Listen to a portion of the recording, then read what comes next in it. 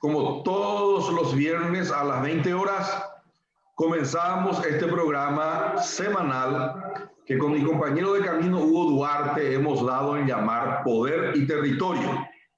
Sobre todas las cosas, el tema político, el tema social, el tema económico, pero con panelistas desde el Alto Paraná, desde Itapúa, desde el Caaguazú y desde Concepción, el norte, el este, el sur y el centro de la región oriental por de pronto.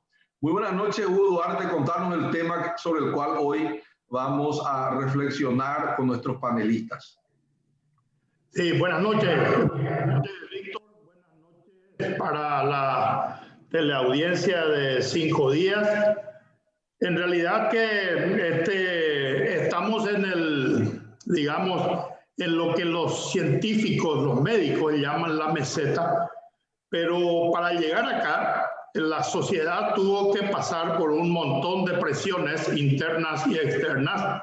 Entonces hoy hicimos ensayar con los panelistas que en breve van a estar con nosotros, hicimos ensayar un análisis sobre qué hábitos han cambiado durante esta cuarentena y cómo esos hábitos anteriores a la pandemia definían la actividad económica, la educación, la actividad nocturna, etcétera, y cómo es hoy y sobre todo, cómo creen ellos que podrían ser desde sus ciudades, desde Ciudad del Este, desde Concepción, desde Encarnación y desde Coronel Oviedo. Entonces, esa es más o menos la idea que tenemos para analizar con nuestros amigos panelistas, nuestros compañeros, a ver cómo ellos ven ese proceso en el cual las sociedades sobrellevaron la pandemia, pero que evidentemente tuvieron que hacer algunos cambios en su rutina diaria, en sus hábitos diarios, en sus hábitos de consumo. Hay mucha gente que no le está dando mucha importancia, pero según informes hay un cambio de hábito de consumo de la gente también. Entonces, esos hábitos generalmente tienen impacto en la economía, tienen impacto también en la educación y sobre todo tienen impacto finalmente en la política. Todo tiene impacto. Esa es la idea que lanzamos. Ya. Gracias, Hugo. Antes quiero hacer una rememoración sobre qué es la pandemia, breve nomás, y cómo se inicia en la perspectiva económica un freno por el lado de la oferta, en donde la recesión es una política de Estado como medida de salud pública. Eso quiere decir que no es esta una recesión económica que viene por el lado de la demanda, como habitualmente solía ser. Después de mucho tiempo, o yo por lo menos no recuerdo, que el Estado deliberadamente y de manera intencional propone que se frenen las actividades de producción, limitando o suprimiendo horas laborales y horas de consumo. Esa es la primera gran característica de esto que han dado en llamar cuarentenas dinámicas. En realidad ellos han llamado cuarentenas inteligentes, que son aceleradas y frenadas, intermitentes, conforme a algunos indicadores que son los índices de decesos, los índices de contagios y los índices de utilización de la capacidad instalada en términos de infraestructura de salud, sobre todo la de salud pública, que es la capacidad probablemente la más débil en nuestro país. Bueno, en realidad en todas partes del mundo, la capacidad instalada de infraestructura de salud en algunos casos quedó por debajo de lo necesario para poder evitar las muertes. Estamos en un promedio de aproximadamente 500 decesos mensuales a la velocidad que estamos trayendo ahora en el mes de octubre. La velocidad en el índice de decesos diaria es de aproximadamente entre 15, 20 el promedio. Y si vos le calculás 20 veces 30, tú tienes 500, más o menos, a veces no llega a 20, entonces yo calculo 500 decesos, 600 serían en realidad, 2 por 3, 6. Eso es una ponchada, es un dato así asustador. Sin embargo, aparentemente, después de pruebas, ensayos y errores, las políticas públicas pandémicas del Paraguay hasta parecerían que aceptan pagar el costo de 500 vidas.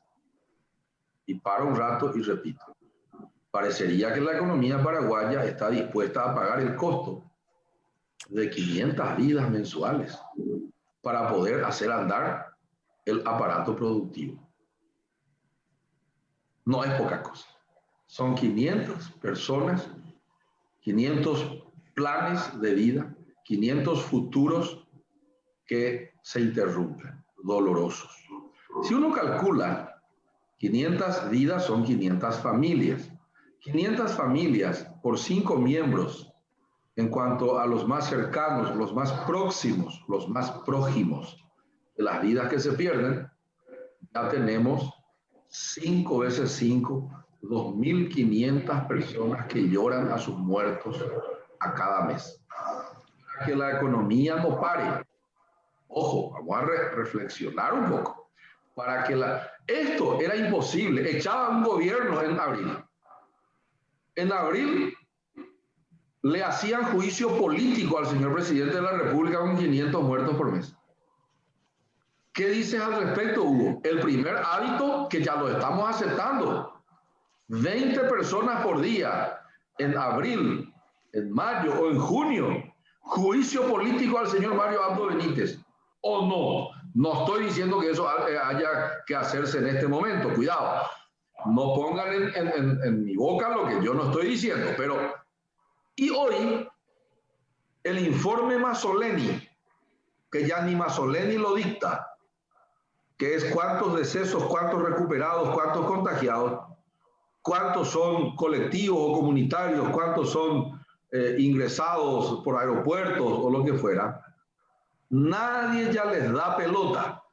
Mi análisis, Hugo Duarte, mi compañero sociólogo y politólogo, yo soy economista, es que la muerte se ha banalizado y la vida se ha depreciado.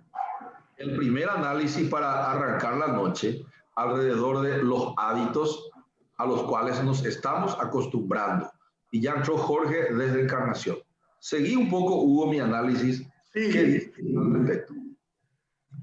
Bueno, yo estaba buscando, estuve leyendo mucho sobre las consecuencias de la pandemia y encontré, hay un pensamiento de Albert Camus que es justamente, él lo escribió en tiempo de la pandemia de la gripe española.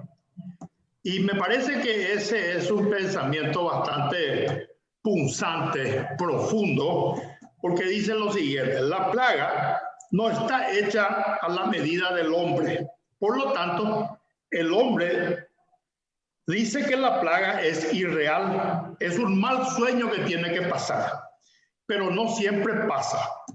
Y el de mal sueño en mal sueño son los hombres los que pasan.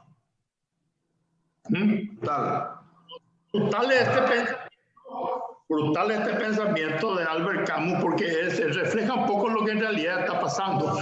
Mucha gente banalizó, dijo que no era así, que cuestionó incluso que existiese la plaga.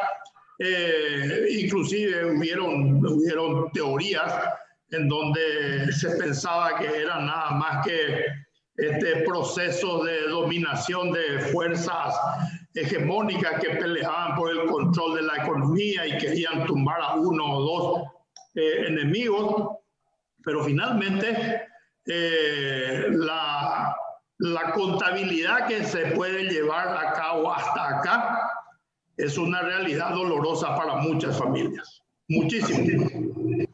Entonces, ahí ya le veo.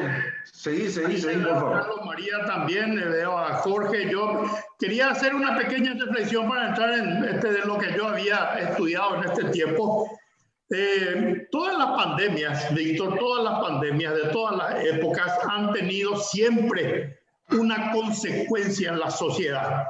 Por ejemplo, una de las que mayor consecuencia tuvo y que tuvo un impacto pero fenomenal en la sociedad es la famosa peste negra. La peste negra hizo que la gente vuelva otra vez a redefinirse a sí mismo con relación a su entorno. Y entonces el gran derrotado, el que quedó, digamos, a un lado en esa época fue esa mirada teocéntrica que el hombre tenía con relación a su vida, y apareció la mirada antropocéntrica del individualismo, del yo soy el que me tengo que cuidar, yo soy el que tengo que labrar mi propio destino. Y producto de todo eso apareció después el Renacimiento, por ejemplo, ¿verdad? Entonces, todo eso fue un enorme cambio cultural, y esa erradicación de la visión religiosa feudal también hizo que el feudalismo finalmente se termine y se vaya a los baúles de la historia. Luego, por supuesto, tenemos también en el siglo XIX la cuestión de la pandemia del cólera. La pandemia del cólera se dio en sociedades ya europeas altamente urbanizadas, Víctor y colegas, y lo que pasó por primera vez, el nivel de la gente que era víctima del cólera era el nivel de la clase social más desprotegida de esas ciudades. O sea, evidentemente, por primera vez se estaba viendo el impacto de una enfermedad cuando hay una desigualdad social muy grande en las sociedades. Y eso hizo que los gobiernos empiecen a imaginar un sistema de salud pública para proteger la vida de la gente. Luego tenemos un montón de cosas que ocurre a partir de la gripe española, que permitió. Imagínate vos, la gripe española hizo, Víctor, que la gente que estaba en guerra en Europa se apresure a terminar con la guerra. Imagínate vos. Era una causa para que la guerra se termine y se firme la paz. Luego, con relación a la pandemia que estamos viviendo nosotros, claramente uno de los grandes perdedores es el sistema de salud público que se diseñó hace un tiempo en el Paraguay después de la guerra del Chaco a hoy, y hoy es el gran perdedor. La señal es que la inversión muy precipitada que hizo el gobierno y el Estado para tratar de poner a tono el servicio de salud pública con la demanda que hay y que iba a haber en ese entonces y que hay ahora, apenas alcanzó a cubrir esta parte de la pandemia. Pero hay algo que hay que rescatar, Víctor. La tensión que hay entre la economía, la ciencia, la política es lo que queda de esta pandemia. Esa tensión es la que va a marcar todo el desarrollo del debate político post-pandemia. Esa tensión. Con eso quiero dejar mi reflexión para después, y le doy la palabra a los colegas. Víctor, queda a tu cargo. Gracias. Le quiero pedir respetuosamente a Carlos María si pudiera bajar un poco la pantalla para que podamos saludarlo, verlo. Él está en el territorio donde se permite ivermectina. Le prometí varias veces ya que me iba a ir a tomar, todavía no puedo. La provincia rebelde del Alto Paraná. Con B larga a Asunción, no le hace caso a Mazzoleni, sino que así nomás. Y que se revela al poder de Asunción y abre la frontera, fuerza la apertura de la frontera y abre los comercios. Y estoy enterado a través de mi servicio de inteligencia que ni Carlos María sabe que hoy hay reunión de intendentes opositores y candidatos a intendentes opositores. Eso ni Hugo Duarte con su servicio de inteligencia, que la KGB, etcétera, etcétera, le han informado que hoy en Ciudad del Este se está conspirando para las próximas elecciones municipales, considerando la mala calidad de la gestión de los gobiernos locales. Eso, Hugo, te gané y me debes por lo menos un whisky, algo así, porque estás mal informado, ¿eh? Bueno, y ahora le quiero dar entonces a Jorge Villalba la palabra para que nos comente un poco cómo están los hábitos sociocomportamentales en Encarnación y alrededores con la pandemia. Bien, muy buenas noches, doctor Víctor Raúl y de los demás compañeros. En Encarnación se está tratando de retomar un poco la normalidad. La verdad que hay un porcentaje importante de gente que todavía se resiste a compartir espacios públicos, espacios privados, ni qué decir, eventos sociales, pero hay otro gran porcentaje de la ciudadanía que no está tomando en cuenta las recomendaciones del Ministerio de Salud, y siguen habiendo casos de COVID, sobre todo en aglomeraciones en lugares cerrados, como por ejemplo los cumpleaños, ¿verdad? Que se siguen realizando con 20, 25 personas para arriba. Entonces, se siguen multiplicando los casos, y la verdad que no sabría decir qué porcentaje más o menos son los que respetan y los que no respetan este procedimiento, pero hay un avance de gente retomando la normalidad, en cuanto a los eventos sociales, en cuanto al trabajo, en cuanto a los hábitos de salir a correr, de jugar fútbol, de ir al gimnasio, lo que corresponde a actos religiosos. Se ve que no sé si se cumplen las normas de guantes, o perdón, de lavarse las manos, barbijo y demás, pero por lo menos de aglomeración en cantidad de gente no se está respetando. Perfecto. Una pregunta, ¿el carnaval qué se está pensando? Porque veo que cada cupé parece que con algunas medidas restrictivas va a funcionar. Después le voy a preguntar a Carlos María, que en realidad es una especie de virrey del Brasil en la zona fronteriza, que nos cuente un poco cómo funciona ese protectorado semi de la economía informal a veces del Brasil, porque Ciudad del Este y la zona del Alto Paraná es una de las zonas que más tiene influencia brasilera. Entonces te pregunto ya, ¿habrá o no habrá a Carlos María para que enseguida me responda? ¿Va a haber carnaval en Brasil, Carlos María? Esa es la segunda pregunta. Y ahí ya está Claudia Fischer, a quien enseguida también le damos la palabra, Jorge. Bien, hasta el momento no hay posiciones públicas con respecto a lo que es específicamente carnaval.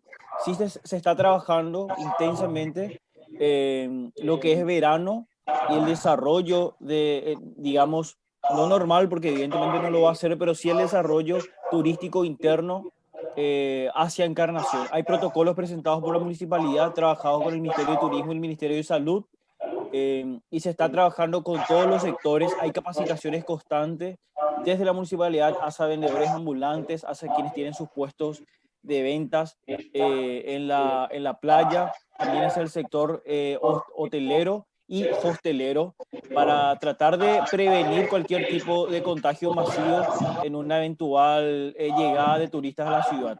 Puntualmente, tema carnaval, aún no hay noticias. Perfecto, perfecto. Yo veo, escucho un eco nomás a Jorge. No sé cómo, si es Jorge o es Hugo que tiene prendido el micrófono. También un hábito que yo quiero nomás un poco rememorar. Los hábitos sociocomportamentales dependen un poco de la cosmovisión que uno tiene, y esa cosmovisión tiene mucho que ver con lo que se llama Weltanschauung, dicen los alemanes, que es un poco la forma de ver el mundo. Si uno ve el mundo con temor, con miedo sobre el futuro, uno tiene hábitos sociocomportamentales de austeridad, hábitos sociocomportamentales de mayor cuidado. Y si uno ve el mundo con expectativas muy optimistas o sobreexageradas, a pesar de la pandemia, uno arriesga más, tanto en los negocios y también en la perspectiva del cuidado de la salud. A veces uno arriesga más, no usa los barbijos. Entonces, y después viene la educación. Hoy estuve viendo una noticia, los hábitos que no cambian, Hugo, es la corrupción. Después tenemos que ver la política, parece que ni con barbijo, ni con la boca cerrada, dejan de comer los muchachos. Hay una muy seria denuncia sobre el número 2. Después quiero que Hugo me haga un análisis por qué el número 2 está acusado en el Departamento Central de robar becas o de malversar, no sé cómo se llama, supuestamente, supuestamente por no un de Ari, supuestamente por actos de malversación en becas estudiantiles. Poca innovación, che, hasta para ser corrupto hay que ser innovador. Pero el tema de las becas, ese de inscribir alumnos más y picar algo, ese ya es del siglo pasado. No están innovando los muchachos ni con pandemia. Y parece que hubo una cuestión ahí, Universidad Nihon Gakko, una senadora liberal, Hugo Beajina, o sea que a la hora de hacer algunas cosas puede haber connivencia bicolor. Yo sé que de un diputado o senador del PLRA, senadora, es el Nihon Gakko, algo así, que es una universidad que cobró 1.900 millones de guaraníes, según acabo de leer. La corrupción, ¿cómo anda, Carlos María? ¿Cómo anda el tema en el este? Que por lo que vos nos contabas, ahora es la tierra menos contaminada por corrupción, pública por lo menos. ¿Qué tal, doctor Víctor? Saludo también al doctor Hugo y naturalmente a todos los compañeros también. Y bueno, acá creo que la corrupción de alguna manera está en retirada y esto no refleja precisamente un optimismo exacerbado, exagerado, ni mucho menos, ¿verdad? Acá prácticamente no hay denuncia de corrupción en los últimos tiempos, una cuestión harto recurrente, casi diaria, ¿verdad? En periodos políticos fenecidos, encabezados en su momento por el clan Zacarías, ¿verdad? Por los miembros más conspicuos por lo visible, ¿verdad? No por lo ilustre, del hoy senador Zacarías Irún y de su medio limón, ¿verdad? La simple contadora de venida multimillonaria Magleo de Zacarías, ¿verdad? Y felizmente hoy uno se pone a escuchar los medios locales aquí en el Alto Paraná, se pone a leer los medios regionales, ¿verdad? Los impresos, porque también hay un cúmulo importante de medios impresos, no percibe mayormente indicios de posible corrupción en la administración de Miguel Prieto, ¿verdad? Eso creo que es un síntoma inequívoco de la vitalidad primero de la cultura de transparencia, ¿verdad? Que quiere implementar este muchacho que, a pesar de su juventud, quiere realmente hacer bien las cosas. Eso no significa que su administración esté exenta, ¿verdad? De cuestionamiento, de objeciones, y casi siempre estas provienen de opositores, ¿verdad? De gente que perdió su parcela de poder, perdió su protagonismo y naturalmente perdió algún filón, ¿verdad? En términos de negocio, ¿verdad?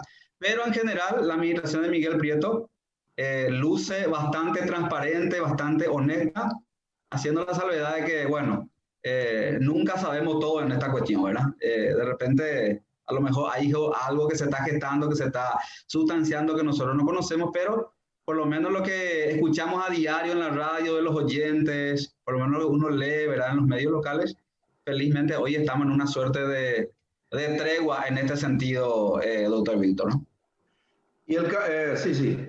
No sabes si en Brasil va a haber carnaval, no tanto por el carnaval, sino que por que el carnaval brasilero favorece las compras en Ciudad del Este, por eso no me han preguntado. Va a haber ese feriado, como dicen ellos, que una semana luego no se trabaja. Y mira que se comenta tímidamente, ¿verdad? Pero creo que es un poco prematuro todavía hablar de eso porque la situación sanitaria naturalmente puede variar de una manera considerable, ¿verdad? En un periodo de tiempo de un mes, por ejemplo, ahora estamos por ingresar al mes de noviembre, ¿verdad? Esto normalmente se da en el mes de febrero. Y bueno, pero se habla, ¿verdad? Se habla. De hecho, en Brasil, y justamente esto me estaba comentando alguna persona que ya se están trabajando, ya se están yendo de Ciudad del Este a trabajar nuevamente en Foz, ¿verdad? Oyentes de la radio donde yo estoy. Me comentaba que en el Brasil casi nada no se cumple en términos de protocolo sanitario. ¿En ¿Verdad? Ahí la serio? gente yo digo, hablo siempre a instancia de lo que me cuenta la gente porque casi no me voy a Foz, ¿verdad? A veces en circunstancias muy excepcionales me voy y me dice que ahí, y justamente esta persona quedaba sorprendida porque ahí no se usa el barbijo, la gente prácticamente ya no se higieniza las manos, tampoco le interesa mucho guardar el distanciamiento físico. Entonces, si uno se atiene a ese dato, puede vaticinar que efectivamente vamos a tener carnaval en febrero, ¿verdad? Pero habría que ver cómo se comporta el virus en los meses subsiguientes y bueno, a partir de allí seguramente vamos a tener una visión más clara en torno a la posibilidad de que efectivamente se lleve a cabo las famosas fiestas carnestolenda, ¿verdad? Que son características de los brasileños. Sí, Carlos María, ¿qué tal los turistas? ¿Están viniendo? ¿Hay ventas? Sí, mejoró de una manera apreciable, no diría de manera así sustancial, ¿verdad? Justamente esta semana estuve hablando con muchos referentes sociales aquí, principalmente con los taxistas, ¿verdad? Y también algunos referentes del sector comercial, del sector empresarial, y refirieron de que están sintiendo el impacto positivo de la reapertura del puente de la Amistad, ¿verdad? Pero no naturalmente en la medida y en la dimensión que ellos están esperando, ¿verdad? Pero se sienten muy oxigenados, se sienten bastante aliviados en términos económicos. Ahora van a poder hacer frente naturalmente a los compromisos que anuncian y a lo mejor esto mejora aún más a partir de esto que anunció justamente hace algunas horas el ministro, ¿verdad? Que ahora la restricción ya prácticamente desaparece en el puente. Recordemos que solamente se podía salir del país, ¿verdad? O se podía entrar, perdón, al país, ¿verdad? Hasta las 2, ¿verdad? Y también había restricciones para salir a partir de las 14, ¿verdad? Ahora con la supresión de la restricción, creo que eso es un elemento que va a incentivar, que va a estimular el flujo, ¿verdad? Porque ahora a las 24 horas la gente puede ingresar y salir, naturalmente cumpliendo con los protocolos sanitarios básicos, y eso entendemos, ¿verdad? Razonablemente que va a venir a aguijonear aún más, ¿verdad? Este ambiente de sensible optimismo que se percibe en el ámbito comercial, doctor. Gracias. Gracias, Carlos. Enseguida volvemos. Claudia Fischer, ¿cómo estás? ¿Cómo está el norte? Además de los secuestros dolorosos, ¿cómo está la actividad comercial en Concepción? ¿Hay brasileros que vienen? ¿Cómo está el alfaenamiento de ganado? ¿Cómo está el cruce del puente hacia el Chaco? Y el cumplimiento de las normas de barbijos, lavado de manos en los comercios, etcétera. La escuela va a comenzar, no va a comenzar el año que viene, y también la corrupción. ¿Qué tal está el índice hacia el norte? Buenas noches. Buenas noches, el saludo cordial para todos. Y en realidad aquí podemos decir de que existe un cumplimiento parcial de las medidas sanitarias, porque cuando nos hacemos un recorrido por el mercado municipal de Concepción, que está ubicado en el centro de esta capital departamental, ahí nos encontramos con una situación totalmente diferente porque es muy difícil trabajar con los revendedores del mercado municipal y aplicar el protocolo sanitario. Es más, la Intendencia Municipal ha colocado algunos lavamanos en ciertos sectores, pero que a la hora de que la ciudadanía deba utilizar para el lavado correcto de las manos, se encuentra también con una situación de que no están conectados al sistema de agua corriente, entonces se tropieza con todo eso y es muy difícil realizar un control estricto, como les decía, en el sector del mercado municipal.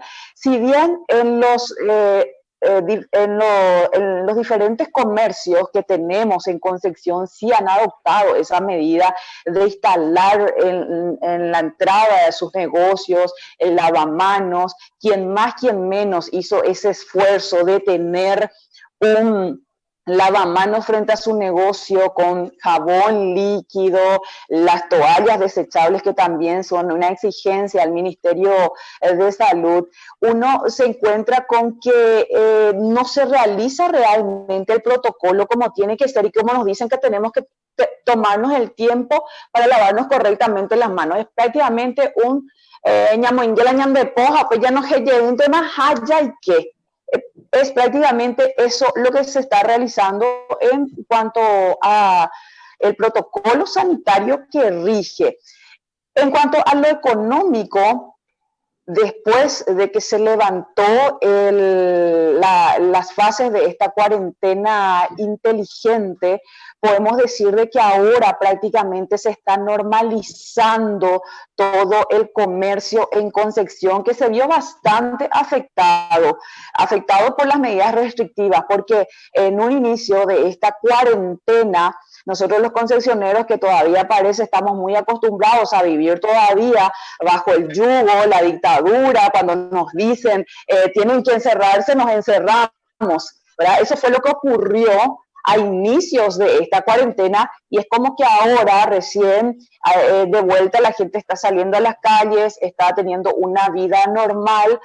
Hay un porcentaje de la población que sí utiliza barbijos y otro porcentaje bastante alto que ya a estas alturas está prácticamente dejando de lado eso, y también no podemos sacarle del grupo a los negacionistas, aquellos que no creen en este virus, no creen en la pandemia, más bien hablan de una pandemia que es la que nos está aplicando el gobierno.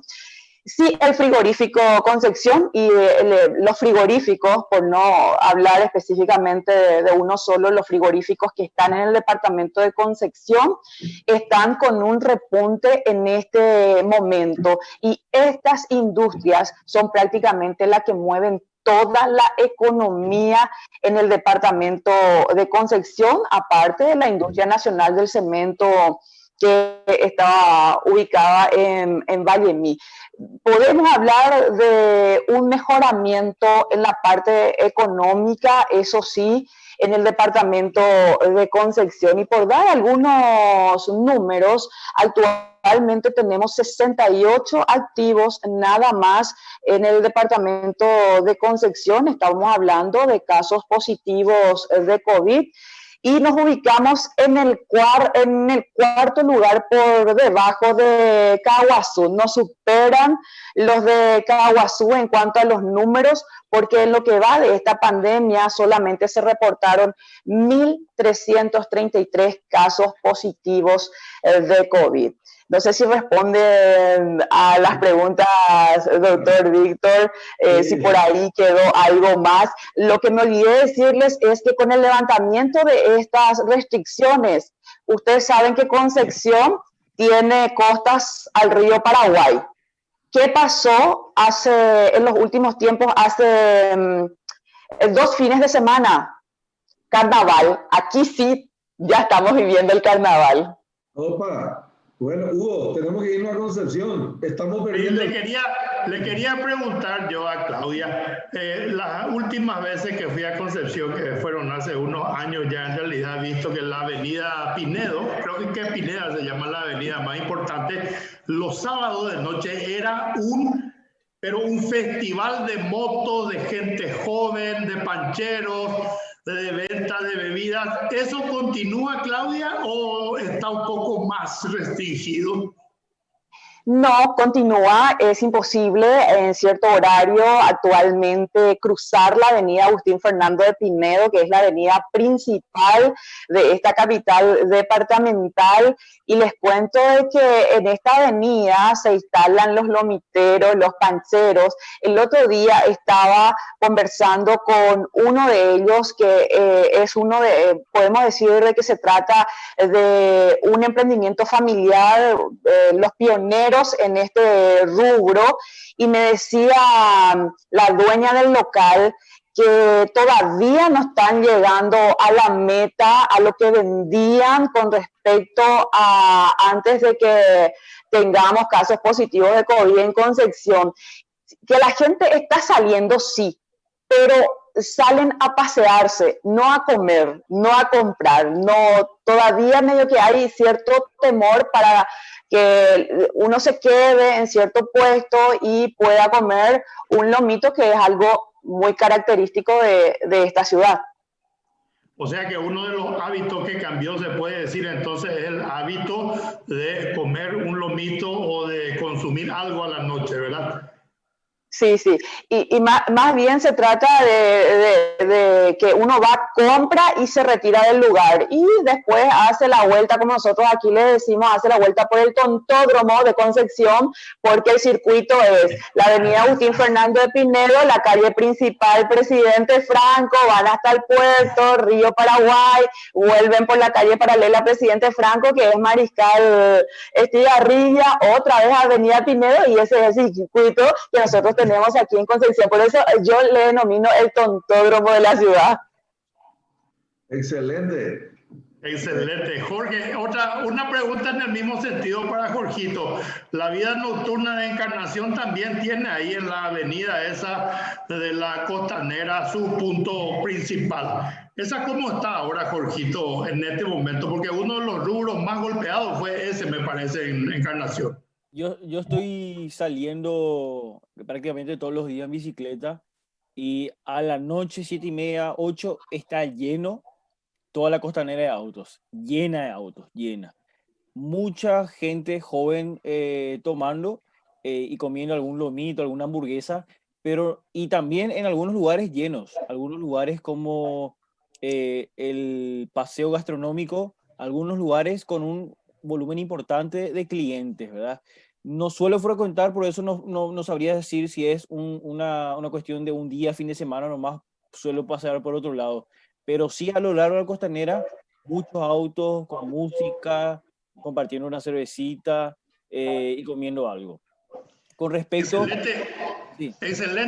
excelente aporte sobre esa descripción de la vida normal, de la vida, de la vida cotidiana de Concepción y de Encarnación. Víctor. Gracias. Iba a contar algo, Jorge. Termina de contar, Jorge, por favor. Sí, dos noticias que son importantes para la región, por lo menos aquí en el sur. La primera es que ayer se trató el presupuesto anual de la Nación Argentina del año 2021, en el cual está incluida la modificación para la provincia de Misiones de extender la zona franca, de igualar, digamos, la cuestión impositiva con relación a lo que es Paraguay, algo que llama la atención y genera un poco aquí en Encarnación de inquietudes, de preguntas, de cómo va a afectar eso a la economía local. Eso cuenta con una media sanción en la Cámara de Diputados, tiene que ir luego a la Cámara de Senadores, donde hay una mayoría que responde al presidente Alberto Fernández, así que podríamos decir que será aprobada. Por otro lado, el intendente municipal presentó hoy un protocolo sanitario para el tránsito vecinal en la frontera de las ciudades de Encarnación y Posadas, con unos cuantos ítems importantes. Por ejemplo, si una persona no se va a quedar 24 horas, que no sea necesaria una prueba negativa de COVID. Vamos a ver cómo lo toma esto el lado argentino. El canciller estuvo esta semana por Encarnación, el señor Federico González, así como el ministro del Interior, Euclides Acevedo, en reunión con el gobernador y varios intendentes. Veremos cómo avanza esto. Al respecto me gustaría comentarle a Jorge, y seguramente Carlos María también sabe, hace un tiempo en la ciudad fronteriza de Argentina con el Brasil, Puerto Iguazú, también ya hicieron el experimento de una zona franca, si no estoy equivocado, ¿verdad, Carlos María? Pero yo tengo noticias de que no funcionó, no logró eclipsar el atractivo de Ciudad del Este de ninguna manera, hasta tal punto de que como negocio me parece que no resultó muy bueno. No sé si eso continúa así, Carlos María.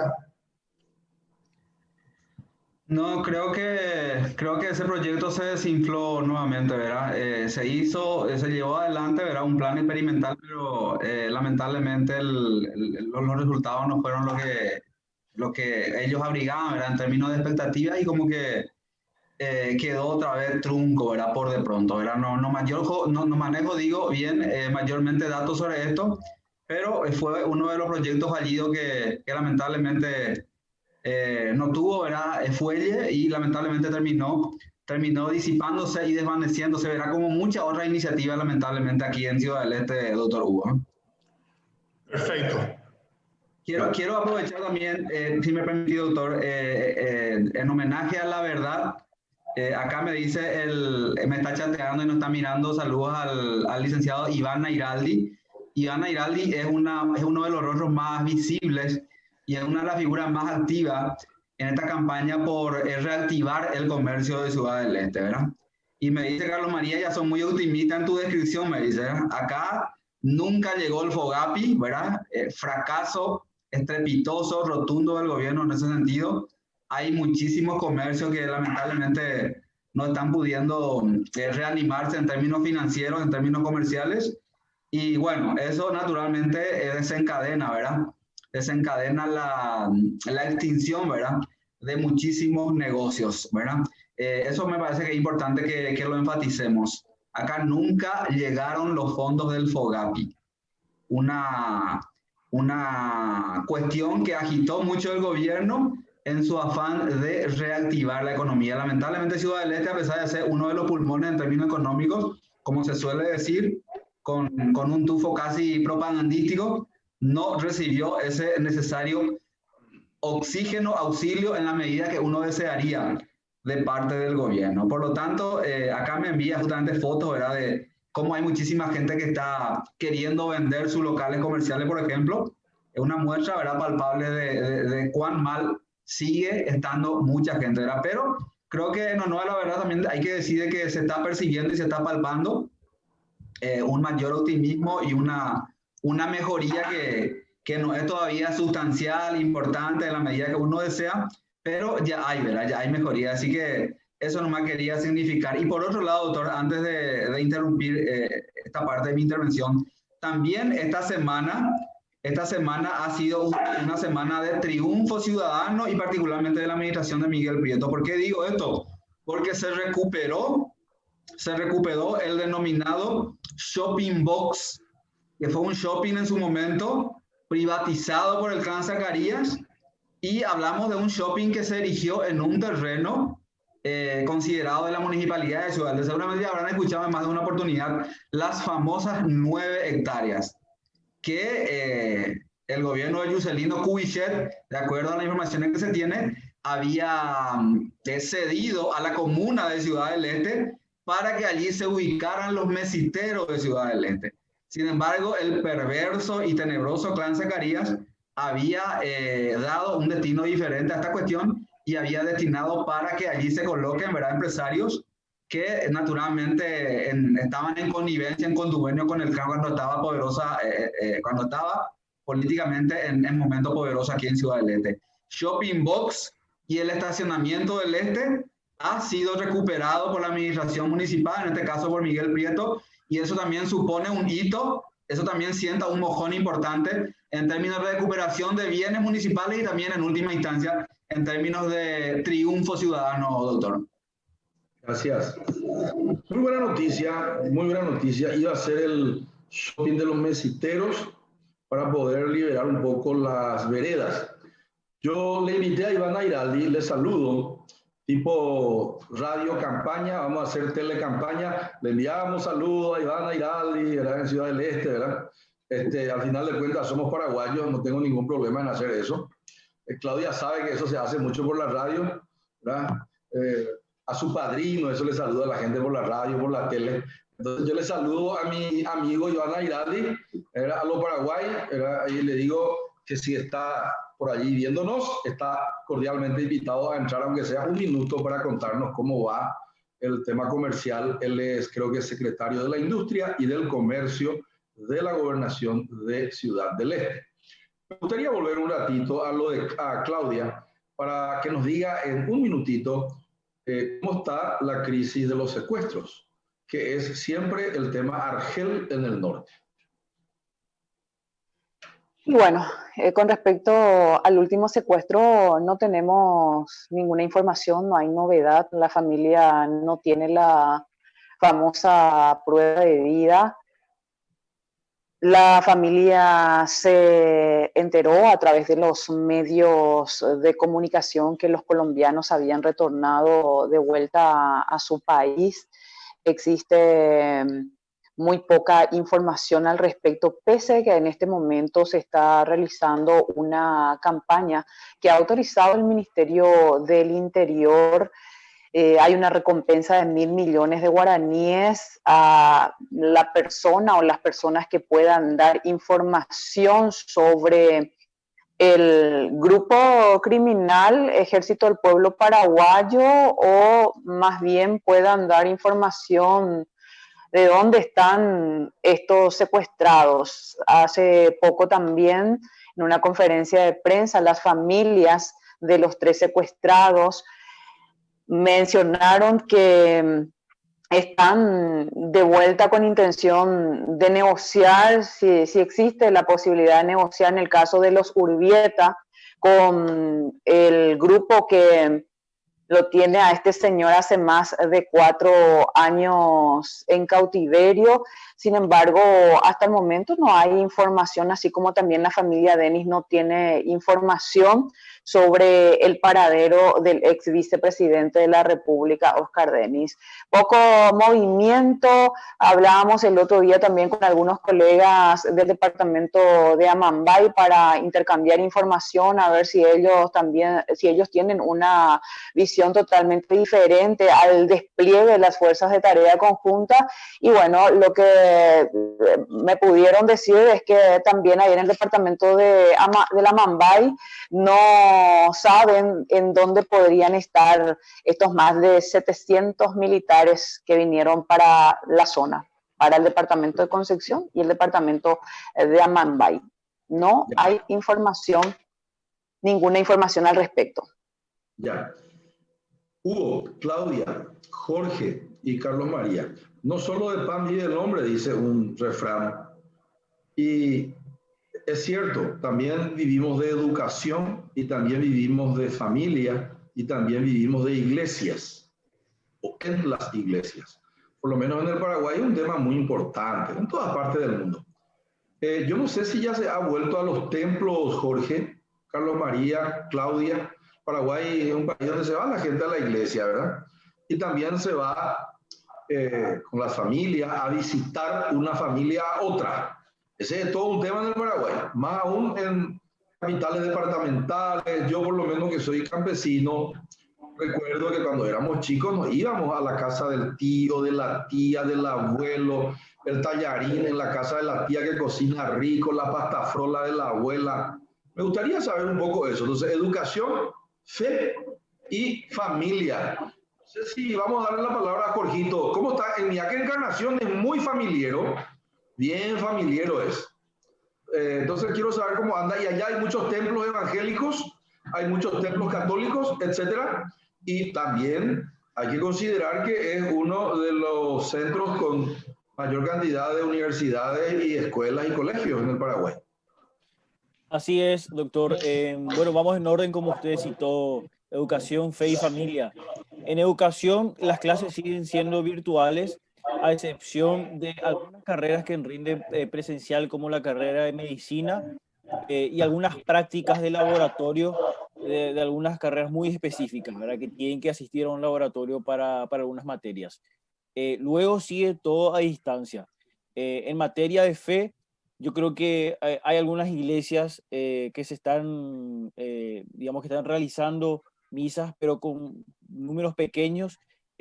Ahora mismo hay toda una controversia alrededor de lo que sucederá el 8 de diciembre en Caacupé, si bien hay una postura del gobierno de acompañar o de no detener la peregrinación. También hay que entender que como decía el doctor Víctor Raúl, somos un país muy creyente y para una gran mayoría del país la espiritualidad representa también parte de la salud mental, ¿verdad?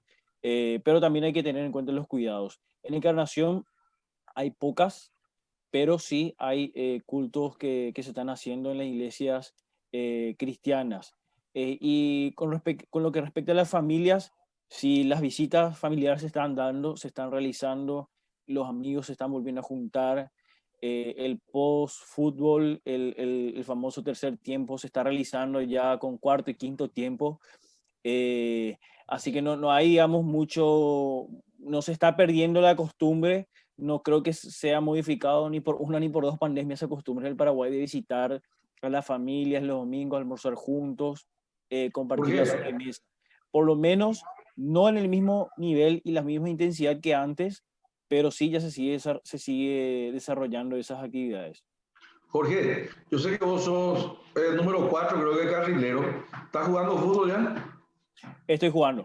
Ah, bueno, está muy bien. Quiere decir que ya comenzó. Yo me estoy preparando también, porque así como le veo a la selección paraguaya, nos tiene que convocar a vos y a mí, Sí. porque si no, no llegamos.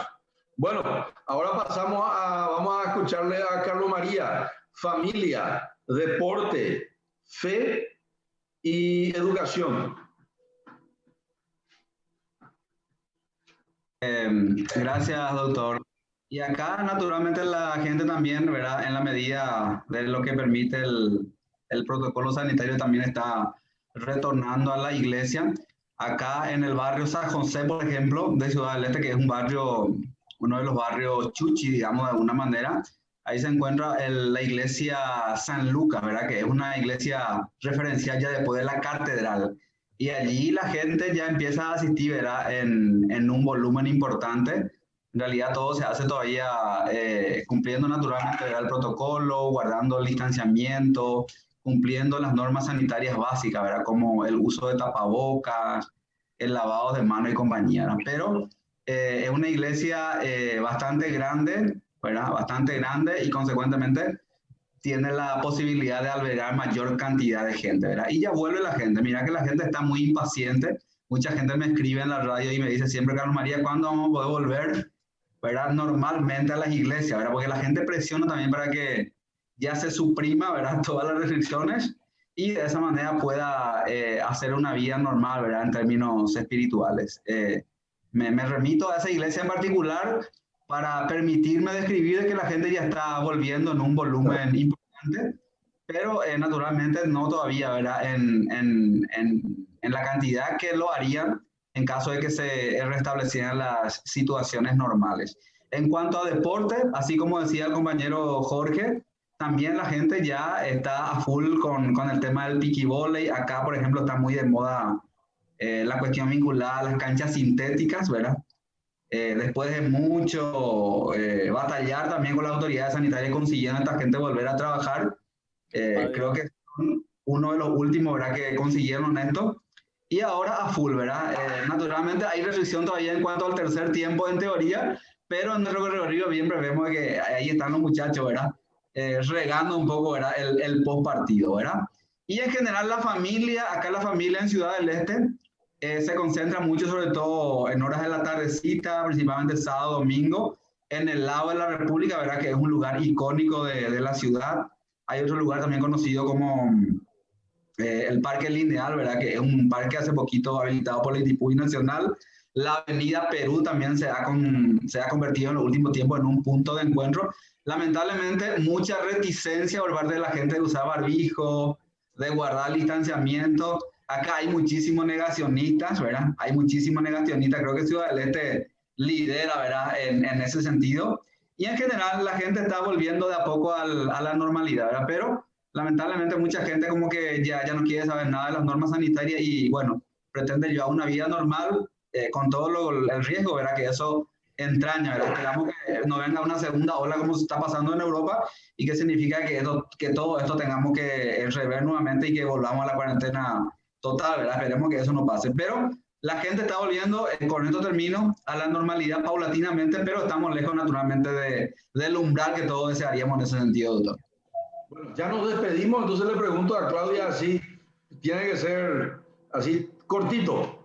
Familia, fe, deportes y educación. Cortito.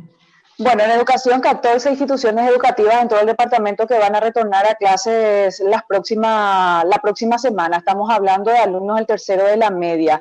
En las universidades, las facultades que tienen la posibilidad de llevar las clases a través de plataformas virtuales, no así aquellas carreras que necesitan de la presencialidad, como el caso de odontología, medicina también, ingeniería civil, que son algunas de las carreras que tiene la Universidad Nacional. Se preparan también las fiestas de colaciones, están viendo los alumnos del último año de la media, locales que puedan ser locales abiertos al aire libre para realizar la famosa fiesta de colación. En cuanto a las iglesias, les digo de que ni en época de más restricciones no respetaban. ¿Por qué les digo esto? Porque yo estuve conversando con una persona que me dijo que cuando eso no se podía, solamente el sacerdote y algunos colaboradores podían estar en las iglesias y transmitir eso a través de las plataformas virtuales, y una persona sale y me dice, sí, pero nosotros entramos por el costado nomás y nadie no nos ve y las puertas de la iglesia están todas cerradas. O sea que ese era el modus operandi de muchos feligreses durante toda esa restricción que tuvimos, y ahora volvieron, claro, respetando la cantidad, todo eso de feligreses que pueden estar en el templo, y no solamente estamos hablando de la iglesia católica, sino también de las iglesias evangélicas. En cuanto a las familias se volvieron a juntar, las familias se vuelven a juntar, se vuelven a reunir y se festejan los eventos familiares, y el deporte, ni en época de más restricciones, como les dije, el fútbolacho no paraba porque la gente de la ciudad salía al campo para poder jugar su vóley, su fútbol, su piquiboli. O sea que ahora estamos prácticamente llevando otra vez una vida normal en Concepción. Muchas gracias. Hugo, te despedí y nos vamos. Sí, yo solo quiero recordar que en el próximo programa probablemente vamos a estar hablando de el próximo presidente de los Estados Unidos en una elección que probablemente va a paralizar al mundo el 3 de noviembre. Tengan en cuenta ese detalle. Muchas gracias por estar. Es un placer. Muchas gracias, Hugo. Entonces, el 3 de noviembre, fecha feliz. En honor al único líder, seguramente en los Estados Unidos habrá un nuevo presidente. Muchísimas gracias y muy buenas noches. Salud. Hasta luego, compañeros. Gracias. Hasta luego, hasta el próximo programa. Para Claudia, la única dama, buenas noches, nos vemos. Igualmente. Hasta luego. Buenas noches a todos.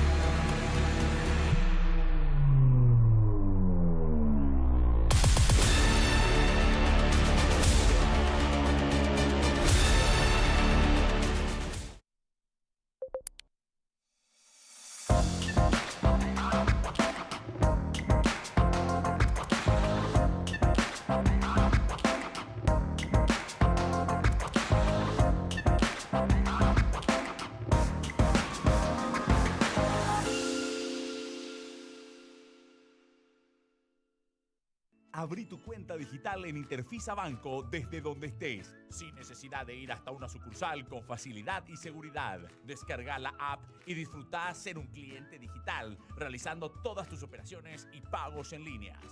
Interfisa Banco, tu banco a tus órdenes.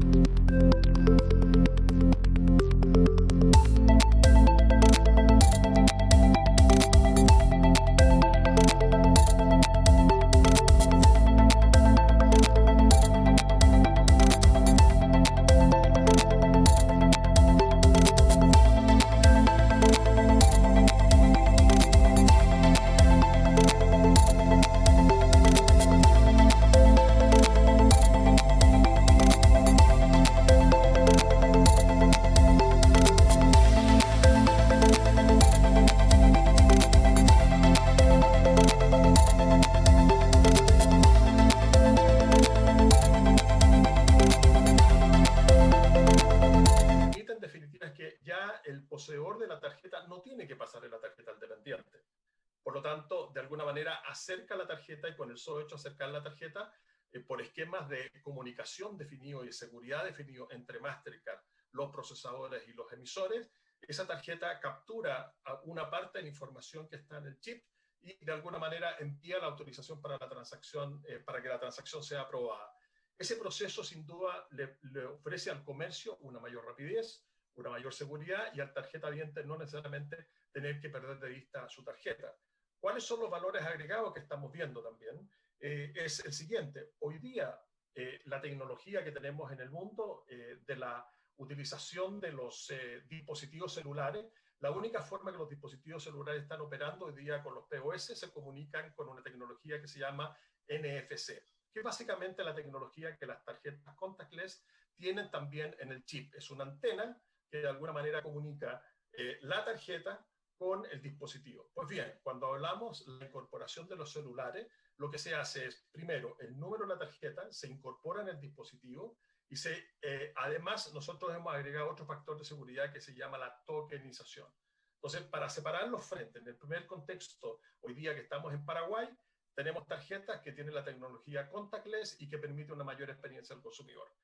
Existen otras modalidades, como usted lo dice muy bien, QR Code o código QR, que en definitiva también permite otro tipo de transacciones, pero una de las cosas que como organización tenemos muy claro es que tenemos que responder a las realidades a las reales necesidades de nuestros clientes. ¿Y qué es lo que estamos viendo? Todos los consumidores en todas partes del mundo están cada vez más conectados con su celular, con su reloj, con un dispositivo, una pulsera, con su computador. Por lo tanto, los desarrollos que como organización estamos pensando y estamos poniendo a disposición en el mundo son basados en ese consumidor. Hemos puesto al consumidor al centro en todos los desarrollos tecnológicos para efectos de proveer una mayor seguridad, una mayor infraestructura. ¿Qué quiero decir esto con una manera muy simple?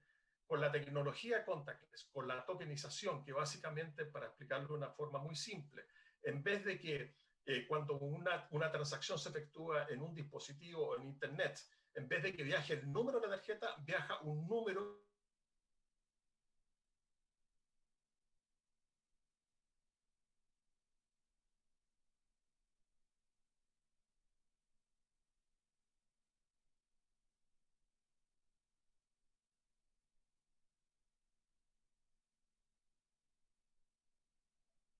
Bueno, hemos tenido un problema de conexión. Hacemos una pausa y enseguida volvemos. Muchas gracias.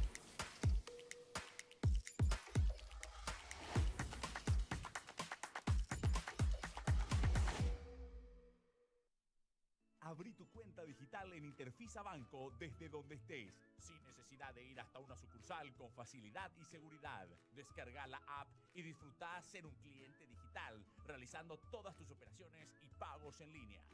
Interfisa Banco, tu banco a tus órdenes.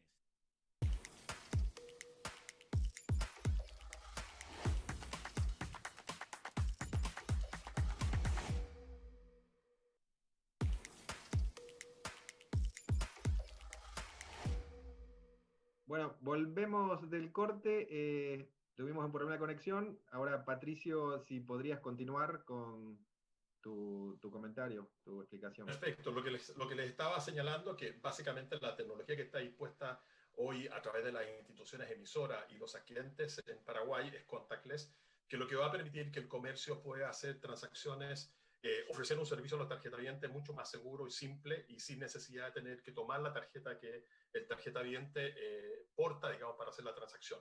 Ese es el gran diferencial y que va a generar también un ecosistema mucho más acorde a las circunstancias que tenemos hoy día de COVID. Así que se va a complementar con esto, como no lo alcancé a comentar la vez pasada en el bloque anterior, que específicamente estamos incorporando tokenización. Que tokenización básicamente es que todos los dispositivos como celulares, como computadores que van a almacenar o utilizarse para hacer una transacción, en vez de que viaje el número de tarjeta del dueño del plástico o del celular, va a viajar un número que es único por dispositivo y por tipo de transacción. Por lo tanto, eso hace un ecosistema extraordinariamente seguro y que vamos a imponer en el corto plazo también para el mercado paraguayo. Así que creo que son muy buenas noticias que se vienen a incorporar como un beneficio más para todos los tarjetavientes en Paraguay. O sea, ese sería, digamos, el próximo paso y que está, digamos, ya está aplicado en otros países.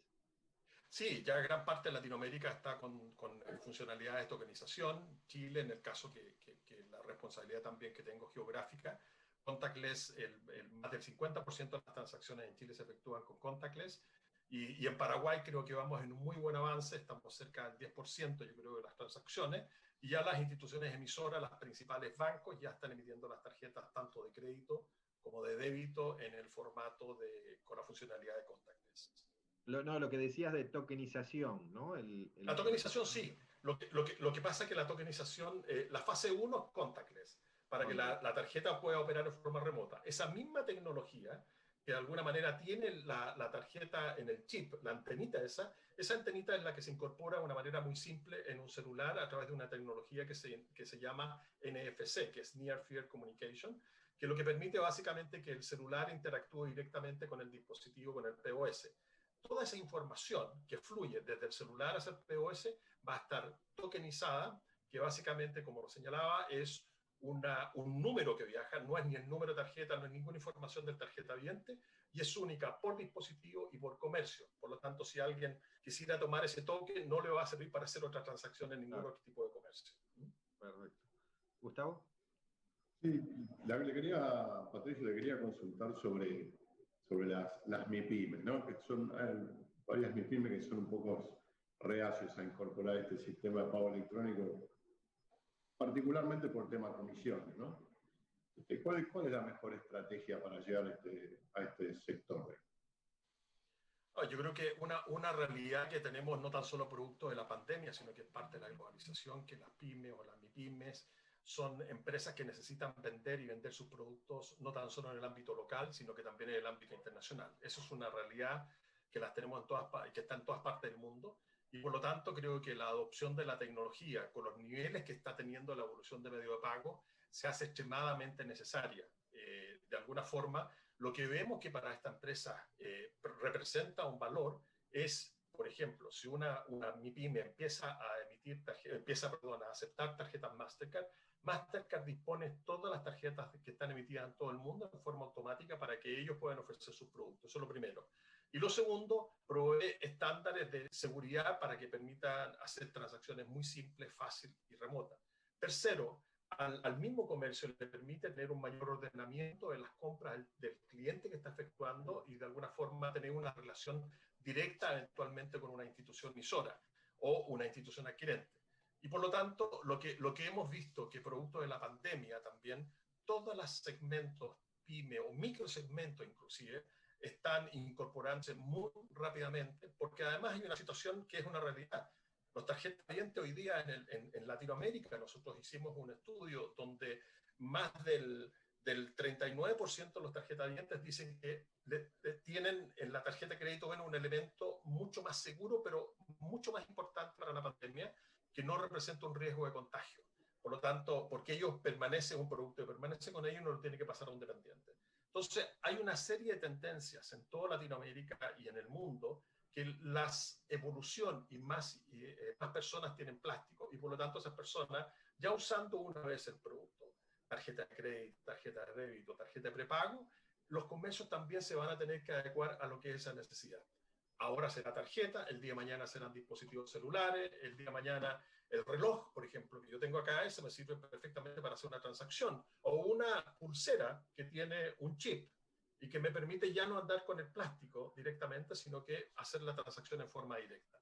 Ese tipo de tecnologías son las que también benefician a mi pyme, porque en definitiva lo que va a permitir es que más personas puedan comprar sus productos y ellos van a valorar, en vez de trabajar con efectivo, que tiene riesgo, que tiene la situación propia de sanidad producto de la pandemia, y va generando toda una expertise del manejo de medio pago electrónico que le va a permitir tener un mayor beneficio de parte de las instituciones financieras, ya sea en el negocio emisor o en el negocio adquirente. Y ahí la realidad es que hay que tratar de mirar no tanto el costo, sino la cantidad de clientes que uno puede aumentar. Absolutamente, Gustavo. Yo creo que es un muy buen punto. Se crea una plataforma de aceptación de millones de tarjetas emitidas en todo el mundo y eso de alguna manera abre el abanico para las transacciones presenciales y no presenciales. Ahora mi pyme, si quiere vender a una tarjeta que está en Nueva Zelanda, basta que tenga un website. Nosotros proveemos herramientas de transacciones en Internet muy seguras. Hemos desarrollado como empresa de servicios tecnológicos muchas plataformas que ayudan a los emisores y a los establecimientos comerciales a través de los adquirentes a proveer más y mejores soluciones para efectuar transacciones seguras que les permitan vender de una manera mucho más tranquila. Eso creo que es el gran avance que debiéramos empezar a ver también en Paraguay, el desarrollo del comercio electrónico, que ha crecido con la pandemia, pero creo que también tiene que llegar, justamente, Gustavo, lo que tú señalabas, que este sea un beneficio que las MIPYME y todas las empresas pequeñas que quieran ofrecer sus productos en Paraguay y en forma internacional lo puedan hacer a través de tener la aceptación de una marca internacional como es Mastercard. Claro. Sí. Sí. No, lo que decía que incluso aquellos pequeñas, las pymes, digamos, que por tratarse de un negocio a lo mejor que no tiene, su producto no va internacional, incluso esas también teniendo Absolutamente. tarjeta incrementan su cliente. Hoy día hay 3,7 millones de tarjetas en Paraguay para los 7,1 millones de habitantes, o 7,2 millones de habitantes, digamos, y por lo tanto todavía falta mucho por bancarizar, pero esas 3 y tantos millones de tarjetas pudiesen ser disponibles para efectos que los comercios puedan efectuar sus ventas, sea de la marca Mastercard, como es en el caso de la que yo represento, y de alguna manera se va generando todo un beneficio para el comercio en poder disfrutar no tan solo de dejar de manejar efectivo con todas las connotaciones que tiene de seguridad, fraude y pérdida de dinero y cosas por el estilo, sino que también de alguna forma en que se vaya formando una economía mucho más formalizada. Acuérdense que eso también de cara al Banco Central, de cara al gobierno, le va a interesar que de alguna forma se vaya contando con infraestructura que permita una mayor bancarización, también una mayor formalización de la economía, una mayor visualización de los flujos y que eso permita tener una evolución integral, tanto de tarjetavientes como de comercios. Claro, ahí justo mencionaste el tema de bancarización, o sea, en Paraguay hay un nivel de alrededor del 30 y algo, 39% aproximadamente. Ya. ¿Cuál sería el porcentaje al que Paraguay podría aspirar, ¿no? Teniendo en cuenta ciertos parámetros internacionales, y en cuánto tiempo podría llegarse a ese nivel? Horacio, yo creo que cada país tiene sus tiempos, tiene de alguna manera las condiciones específicas por las cuales operan las instituciones emisoras. Yo creo que Paraguay ha venido haciendo un muy buen trabajo en tener una mayor expansión. Todavía creemos que cuando nos comparamos, por ejemplo, con Argentina, que tiene un 48,7, Brasil un 70, Chile está cerca del 74, 75, el 39% que tiene Paraguay debiera avanzar mucho más rápido. ¿Qué va a permitir esto? Que las tarjetas de crédito, las tarjetas de débito y las tarjetas de prepago lleguen a más y mayores personas. Si hacemos una cuenta muy simple, del 50% de la población más o menos será económicamente activa. Si tomamos esa proporción, digamos en este caso Paraguay pudiese evolucionar rápidamente del 39 al 40 o al 50. Yo veo Paraguay dentro de los próximos 3 años con una cifra cercana al 60%. Y para eso, ¿qué necesitamos? Que tener mayor número de tarjetas, pero también incorporar más actores en la adquirencia de POS. Cuando me refiero a más actores, hoy día está Bancar, está Procar y se acaba de incorporar hace muy poco Continental con Bepsa, que va a permitir que los comercios primero puedan elegir con quién operar y segundo, se puedan disponer más y mejores tecnologías para que más comercios puedan aceptar medio de pago. Por lo tanto, se van a formalizar y por otro lado los tarjetavientes también tengan el beneficio de no tener que ir a un cajero automático, sino que puedan pagar en todos los comercios, desde el comercio más grande hasta el comercio en forma más remota en una zona de provincia, por ejemplo. Eso nos va a llevar a mover a Paraguay al nivel del 60 o 65%. Claro, y se daría, Patricio, como mencionas, un beneficio a nivel de sistema, ¿no? Por el tema más seguro, digamos, más posibilidades, o sea, apuntar. Estas conversaciones las tenemos con cierta frecuencia con los reguladores, con la autoridad que operamos, Existe un fuerte interés de los gobiernos por razones naturales de tener una economía bastante formalizada, en visualizar el Banco Central por donde fluyen los dineros del país para disponer los mejores servicios o beneficios para estos tarjetavientes. Y por otro lado, se genera también una formalización, una mayor recaudación de impuestos. Hay todo un beneficio implícito que permite que la economía de un país y un país como un todo evolucione a través de los medios de pago electrónicos. Hoy día estamos teniendo conversaciones con otros países en los cuales se quiere acelerar mucho el pago digital, movernos fuertemente a tener mayor número de transacciones, pero son países en los cuales también existen casi 1,6 tarjetas por habitante promedio. Me refiero, en el caso de Chile, por ejemplo, que tiene hoy día cerca de 19 millones de habitantes y cerca de 46 millones de tarjetas emitidas.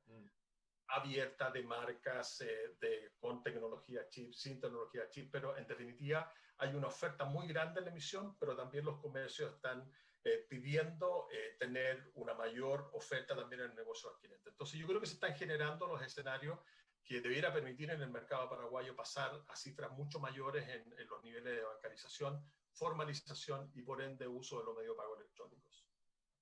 Claro. Gustavo. Sí, y estaba viendo que están haciendo una migración en la tarjeta de débito, ¿no? De la Maestro hacia la Mastercard. Te quería preguntar, Patricio, cómo estaba esa migración y cómo están trabajando para que los usuarios, ¿no? se puedan hacer de la nueva tarjeta de débito, o cómo va a ser el traspaso, ¿no? Importante primero comentar lo que es la diferencia de una Maestro a una tarjeta de Mastercard Débito. La tarjeta Maestro fue durante muchos años el vehículo a través del cual las cuentas corrientes, las cuentas de ahorro, las cuentas vistas, podían acceder a los fondos, a estos fondos, en un POS local o bien a nivel de uso internacional, o ir a un cajero automático a retirar dinero. Lo que hemos visto como tendencia en el mundo con este cliente que está cada día mucho más asiduo a hacer transacciones en el mundo de Internet, se requería hacer un cambio importante de la perspectiva de la oferta de productos, y por lo tanto nosotros hace ya varios años estamos con un esfuerzo muy grande de migrar de la tarjeta Maestro a una tarjeta de Mastercard Debit. ¿Qué se agrega en esta tarjeta Mastercard Debit? El uso local e internacional para transacciones en el ámbito digital. Primero. Segundo, se toma toda la red de aceptación que por default tiene Mastercard para efectos de Mastercard Debit. Por lo tanto, son dos beneficios extraordinariamente importantes y que a contar de que las instituciones emisoras ya en Paraguay, varias de ellas que emiten nuestro producto de débito, ya han comenzado el proceso de migración. Por lo tanto, las personas que reciben esa tarjeta de Mastercard Debit la van a poder usar para compras presenciales y no presenciales en Paraguay o en cualquier parte del mundo, bajo estándares de seguridad y con las plataformas que Mastercard provee para esos efectos. Un producto seguro, simple y de alguna manera con una red de aceptación universal tremenda, global.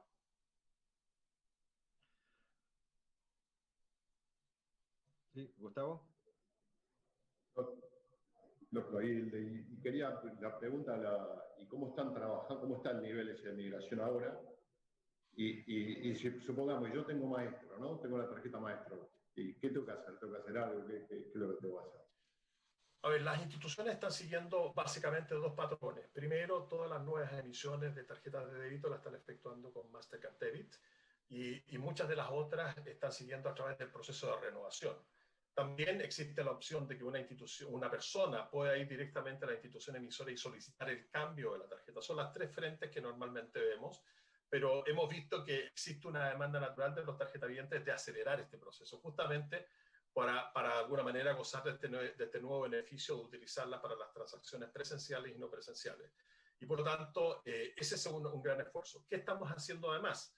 Aquí tenemos que generar una infraestructura de educación al consumidor en este beneficio. Estamos trabajando con las instituciones emisoras, con los comercios, para que de alguna manera tengan claridad en lo que es un producto de Mastercard Débito y cuáles son de alguna manera las consideraciones que tienen que tener presentes en la utilización de este plástico. Es una tarjeta que opera de una manera muy simple, muy similar a la tarjeta de crédito, pero está relacionada a una cuenta vista, a una cuenta de depósito, a una cuenta de ahorro, a una cuenta de cheque también.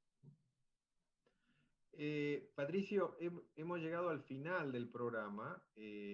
Y un poco para terminar, quisiéramos preguntarte, o digamos, quisiera que menciones algo que quieras resaltar y también un poco la perspectiva hacia el año próximo. Bien, yo creo que primero resaltar, nos ha llamado profundamente la atención y de muy buena forma que las instituciones emisoras y adquirentes en Paraguay han ido acompañando este desafío de generar un ecosistema para el desarrollo de transacciones de una manera más segura, lo primero.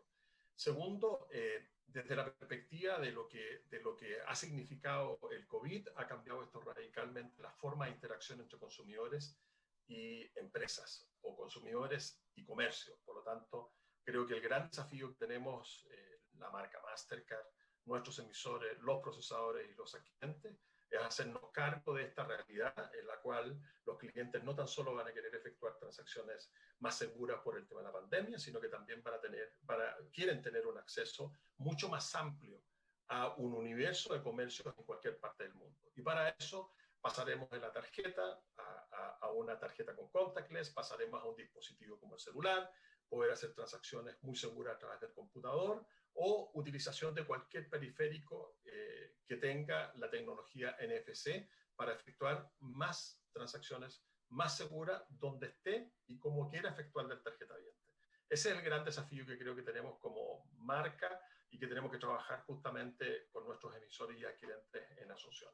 Así que felices de acompañarlos y poder compartir la visión de Mastercard.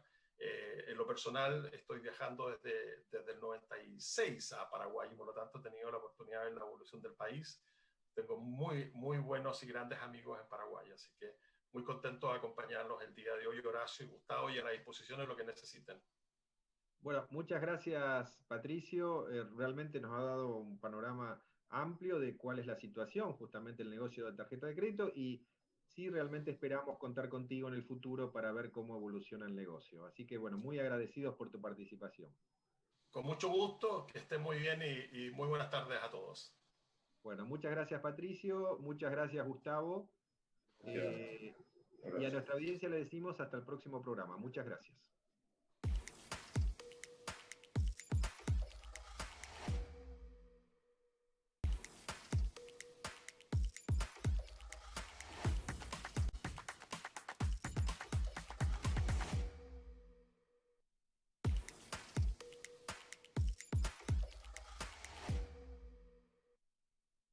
La Voz de América presenta.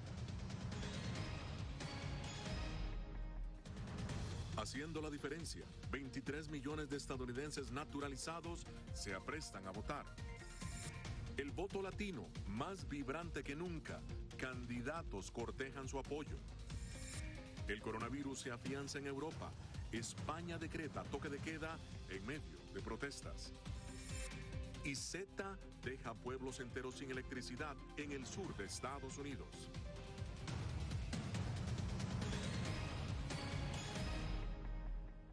Aquí se inicia esta nueva edición del Mundo al Día. Desde Washington le saluda Gonzalo Abarca.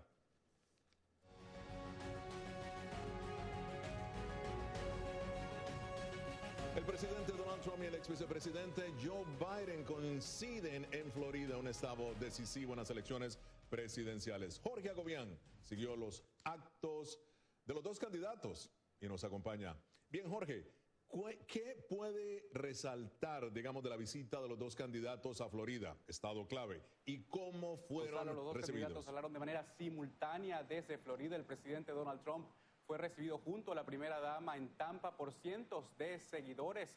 Biden desde el condado de Broward emitió un discurso ante una audiencia reducida, donde las personas pudieron seguir su discurso desde sus carros con distanciamiento físico como medida preventiva por el coronavirus. Ahora, el presidente Donald Trump criticó a Biden porque solo habla del coronavirus, eso dijo el mandatario desde Tampa. También criticó el plan de Biden para gestionar la pandemia si llegara a ser electo el próximo 3 de noviembre. Habló también de los supuestos lazos entre Biden y el gobierno chino y aprovechó para resaltar su política económica en el medio de la crisis sanitaria. Escuchemos lo que dijo el mandatario desde Tampa. Gracias a nuestras políticas, Estados Unidos está experimentando la recuperación más rápida y grande. Tenemos la mejor recuperación que en ninguna otra parte del mundo. Ningún otro país, pequeño o grande, se ha recuperado como nosotros. En los últimos 5 meses creamos un récord de 11.4 millones de empleos estadounidenses, el crecimiento de trabajo más rápido en la historia de nuestro país. Trump, el vicepresidente Biden recalcó desde Broward su política y lo que sería su manejo de la pandemia. Responsabilizó a Donald Trump por la muerte de más de 220,000 personas en Estados Unidos por coronavirus y aprovechó su presencia en Broward para hablar directamente sobre el tema de Cuba y Venezuela. Esto fue lo que dijo. El presidente Trump no puede promover la democracia y los derechos humanos para el pueblo cubano ni para el pueblo venezolano. En realidad, cuando ha abrazado a tantos autócratas en todo el mundo, comenzando con Vladimir Putin y Kim Jong-un en Corea del Norte, Trump es el peor abanderado posible para la democracia en lugares como Cuba y Venezuela. Los dos candidatos han hecho campaña en la comunidad latina, resaltando los temas de Cuba y Venezuela. Ahora, Biden, luego de este evento, partió a Tampa, donde tan solo horas atrás estaba el presidente Donald Trump haciendo su evento de campaña. Por su parte, el mandatario reemprendió su viaje a Carolina del Norte, donde tiene 2 eventos de campaña, Gonzalo, a tan solo 5 días de las elecciones presidenciales del próximo 3 de noviembre. Gracias, Jorge, por tu informe. A solo 5 días de esas elecciones, los dos candidatos tratando de reforzar su presencia y conseguir más votos en el estado de la Florida. Y bien, con más de 32 millones de latinos elegibles para votar, la minoría más grande de Estados Unidos decide quién será elegido a la presidencia del país. Celia Mendoza habló con algunos de ellos. Celia, cuéntanos exactamente el ambiente latino que se vive en este momento, a solo 5 días de las elecciones, esos colores, esa forma que tienen los latinos de votar. Sabemos que Así es, Gonzalo, durante estas últimas semanas hemos visto un gran número de personas latinos, los cuales han estado siguiendo de cerca no solamente al presidente de los Estados Unidos, Donald Trump, sino también el récord de Joe Biden. Recordemos que él hizo parte de la administración de Barack Obama y ese es uno de los temas que ha sido fundamentales, pero sabemos que algunos todavía no están decididos y estarían esperando hasta el 3 de noviembre para salir a votar. 32 millones de latinos son elegibles para votar en Estados Unidos durante estas elecciones, según el Pew Research Center. Marisol Sánchez es una de ellas, vive en la ciudad fronteriza de Brownsville, Texas, y tiene claro por quién votará. Estoy apoyando más a Trump. Me gusta su forma de ser, no es hipócrita, dice lo que siente, lo que piensa, le guste a la gente o no le guste, él habla libremente, como todos debemos ser libremente. Sin embargo, para Dagoberto Vázquez Jr. de Washington, D.C., el comportamiento del presidente Trump es lo que ha motivado su decisión. Solo está como, agrediendo a la gente, no tiene nada de respeto por los demás y entonces probablemente Biden será el próximo ganador. Y aunque casi 80 millones de estadounidenses ya han votado por adelantado, ciudadanos como Dagoberto Vázquez padre siente que hay temas que aún no han sido tocados a profundidad por ambas campañas y espera que en los próximos días pueda tomar una decisión. Estoy en un 50%, estoy un 50 para allá, un 50 para acá, porque como le digo, hay muchos temas que hay que tratar, incluso migración, que es muy importante para toda la gente. El coronavirus y la economía han dominado los discursos de ambos candidatos durante la recta final en esta contienda electoral. Y con respecto a esas preocupaciones, Joe Biden aseguró que estaría desde el primer día de ser elegido presidente poniendo un grupo de trabajo para reunificar a los 545 niños separados que hasta el momento no lo han hecho. Mientras tanto, la administración Trump asegura que ellos ayudarían a mantener la democracia en América Latina, pero también a mantener seguro la frontera entre México y los Estados Unidos, algo que ha sido importante para un gran número de votantes. Gracias, Celia, por tu informe. Bien, nosotros continuamos con más información. A solo días de las elecciones, la polarización política en Estados Unidos continúa recrudeciendo. Los expertos coinciden en sus nocivos efectos sociales. Alonso Castillo, con la información. La división, la enemistad y la exacerbación de sentimientos negativos entre los partidos políticos y sus simpatizantes se ha profundizado, nos dijo el doctor Julio Moreno, profesor de la Universidad de San Francisco. Es una polarización tóxica, no hay un diálogo serio entre los republicanos y los demócratas, es problemático, eso no beneficia ni a los demócratas ni a los republicanos. La ira se ha convertido en uno de los instrumentos principales para motivar a los votantes, agregó el historiador. Por su parte, la analista política Mercedes Bello considera que la desigualdad económica, la escasez y la injusticia social nutren la polarización política. Una familia necesita tener 3 trabajos de $30 para reunir $3,000 al mes, y eso no le alcanza a una familia de 4 o 5 personas, que es el promedio. Esa lucha por la sobrevivencia hace que aumenten las distancias y las posiciones políticas entre las personas. Ambos analistas concordaron que la polarización conduce a la inacción, en donde el único perdedor es la sociedad estadounidense. El oponerte a una postura, a una ley, simplemente porque tienes que ser leal a un partido político, no nos beneficia a nadie. Buscar el diálogo, escucharnos y recordar que una sociedad unida puede progresar más que separada es, según los expertos, un desafío difícil, pero no imposible. Alonso Castillo, Voz de América, Miami. Europa es una vez más epicentro de la pandemia de COVID-19 y España ha decretado un toque de queda mientras continúan las protestas por las restricciones impuestas por el gobierno. Alonso Beato informa desde Barcelona. España fue el primer país europeo en superar el 1 millón de infectados. Las restricciones a la movilidad se ven aquí como el único medio para evitar el contagio, como se vio cuando el país impuso uno de los confinamientos más rígidos del mundo. Se prohíbe la libertad de circulación de las personas desde las 23 horas de la noche hasta las 6 horas de la mañana en todo el país. En esta ocasión, las distintas comunidades autónomas dentro del país pueden fijar sus propios toques de queda. En Madrid comienza a la medianoche y en Cataluña es a las 10. Cataluña decidió cerrar restaurantes durante 15 días y parece que la medida se extenderá por más tiempo. Hay protestas y desafíos. Rosa decidió abrir su restaurante a pesar de las restricciones. Ella dice que ha tomado medidas de seguridad, incluida la compra de un purificador de aire. Esta máquina sale, mira, aquí está 24 horas de día y de noche moviendo y pasa por 3 filtros. Rosa señala que cada vez hay más indicios de que el virus se transmite por el aire.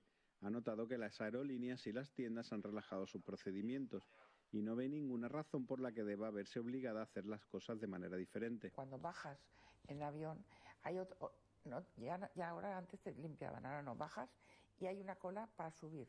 Los taxistas, cuyo negocio depende en gran medida del turismo y la vida nocturna, también se quejan de que las restricciones están dañando sus medios de vida. No se vislumbra un final para las protestas, ya que los analistas económicos dicen que las perspectivas para España son las peores en la zona euro. Alfonso Beato, La Voz de América, Barcelona. Los casos de coronavirus en Estados Unidos se acercan a los 9 millones de contagios según las autoridades sanitarias. De acuerdo a informes oficiales, unos 75,000 personas al día se infectan desde la última semana. Más que en ningún otro país, los casos se han multiplicado en Estados Unidos.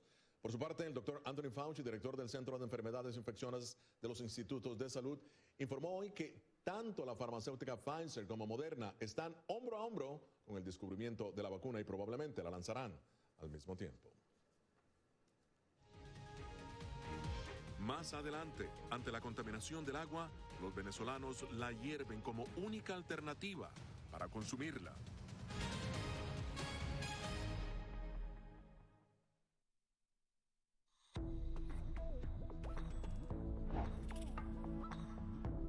No permitas que interactúe con personas o animales fuera de la casa. Si una persona de la casa se enferma, evita que tenga contacto con tu mascota. Designa a un miembro de la familia o un amigo para cuidar a tu mascota a corto o largo plazo en caso de que tú no puedas. Limpia sus patas una vez que regreses a casa, pero no uses productos tóxicos para ellos como toallitas desinfectantes. Usa champú para bebés y aceite de coco en sus patas si notas picazón o sequedad.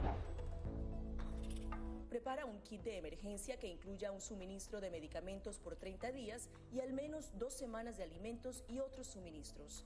Asegúrate de que todas las mascotas lleven collares y etiquetas con información actualizada como nombre, número de teléfono y necesidades médicas urgentes.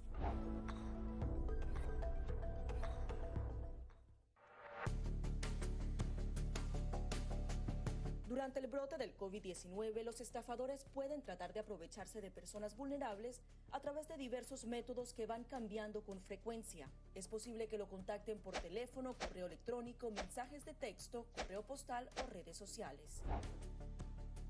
Ten cuidado con ofertas de kits de supuestas pruebas caseras, curas milagrosas o pruebas inmediatamente accesibles. Response Act has made coronavirus testing more accessible immediately.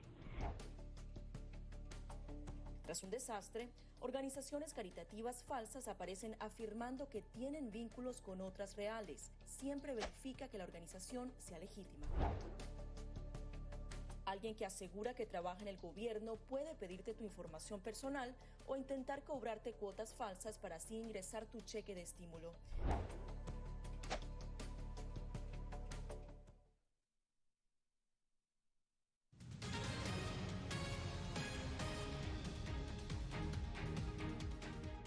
Las autoridades en Honduras realizan una amplia operación antidrogas en donde han interceptado decenas de llamadas narcoavionetas. Muchas de esas naves, dicen las autoridades, se originan su vuelo en Venezuela. Óscar Ortiz con el informe.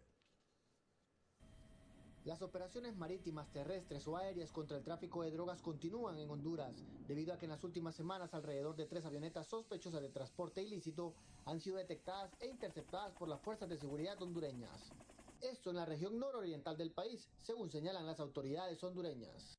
El tráfico de drogas hablamos que es en su mayoría, en porcentajes el 60-65% es a través de la vía naval, marítima. El 30% restante es a través de la vía aérea, que son narcoavionetas. Según los informes presentados, algunas de estas avionetas son provenientes de Venezuela o Colombia y algunas aterrizan en México. A pesar de los últimos resultados en el decomiso de drogas, los analistas consideran que Honduras, con sus radares marítimo, aéreo y terrestre, debe presentar resultados concretos en la lucha antidrogas.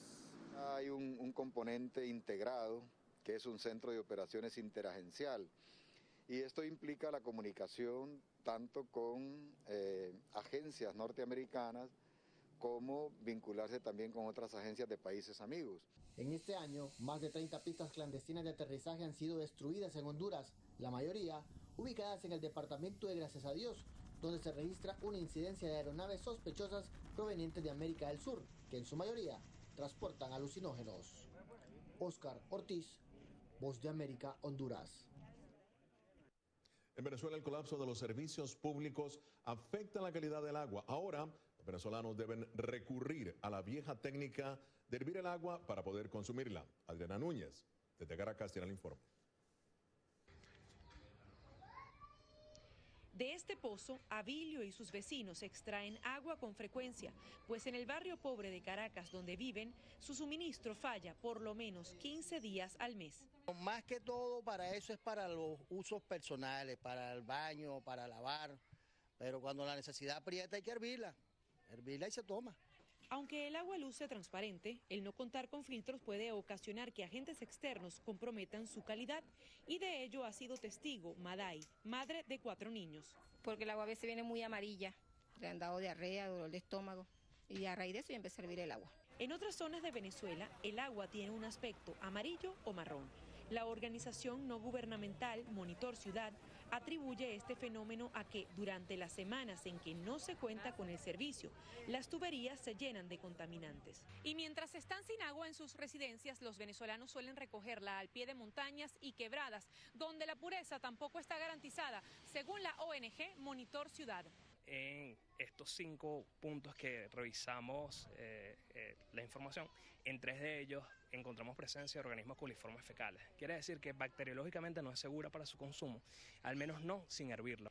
Precisamente, un 44% de los ciudadanos encuestados por el Observatorio Venezolano de los Servicios Públicos declaró que hierve el agua para purificarla. Adriana Núñez Rabascal, Voz de América, Caracas.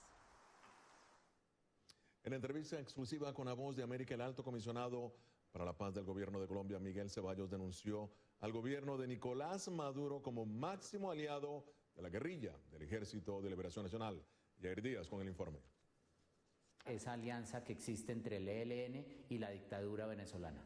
Estas son las palabras del alto comisionado para la paz Miguel Ceballos, quien señala a Nicolás Maduro como el principal aliado de la guerrilla del ELN, quienes se encuentran refugiados en territorio venezolano. Ha sido verificada y confirmada por un video que se hizo público. Aparece uno de los miembros del ELN jurando lealtad a Nicolás Maduro. Según el gobierno de Colombia, estas relaciones están ligadas al negocio del narcotráfico, que sería el sustento de estas organizaciones al margen de la ley. La Guardia venezolana, cuando siente que el propio ELN los traiciona, informa a los cabecillas para que haya estos ajusticiamientos. Los tentáculos del grupo ilegal ELN se extienden a otras naciones, según el portavoz de la Casa de Nariño, quien se refirió a la solicitud que desde hace un año Colombia le hizo a Cuba para que le entregue a los líderes del ELN refugiados en La Habana. Los jueces de Colombia quienes solicitan la extradición y aún estamos pendientes de la respuesta oficial que nos vaya a dar ese país. Para el gobierno de Iván Duque, la guerrilla del ELN no ha mostrado intereses de iniciar un proceso de paz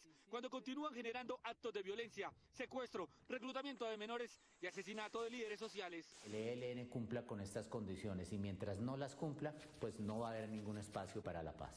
El ELN dio a conocer una carta abierta enviada al gobierno de los Estados Unidos en el que asegura que no tiene relación con los cultivos ilícitos, mientras que Nicolás Maduro señaló hace un año que las guerrillas son bienvenidas en Venezuela. Yair Díaz, Voz de América, Bogotá. En segundos, en medio de la pandemia, buenas noticias. La economía de Estados Unidos creció en un 7,4%.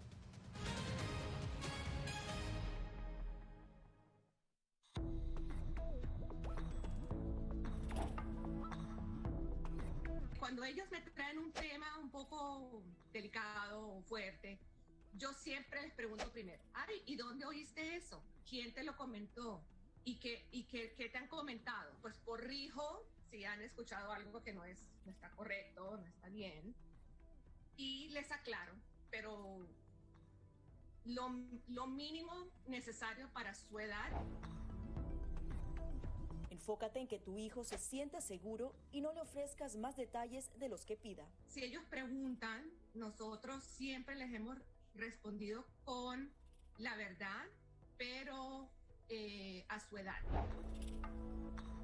Finalmente, di cosas específicas que tu hijo pueda hacer para que sienta que tiene el control. Por ejemplo, enséñale que lavarse las manos con frecuencia lo puede ayudar a mantenerse sano. Somos la voz. Fronteriza se necesitan más agentes. Es un proyecto de ley que prohibiría la venta de armas y equipos antidisturbios al gobierno de Venezuela. Pedir la libertad de los que consideran prisioneros políticos. Información balanceada y objetiva. La ayuda proveniente de Estados Unidos, sin embargo, el gobierno colombiano dice que eso no sucederá. Entérese de lo que sucede en Estados Unidos, América Latina y el mundo en un solo lugar. boanoticias.com. Si estás teniendo problemas para pagar tu tarjeta de crédito, un préstamo estudiantil o los servicios públicos, ponte en contacto con tus acreedores lo antes posible. Haz una lista de todas tus obligaciones actuales y circula los gastos que no son esenciales para que así puedas ver cuánto podrías ahorrar de forma realista.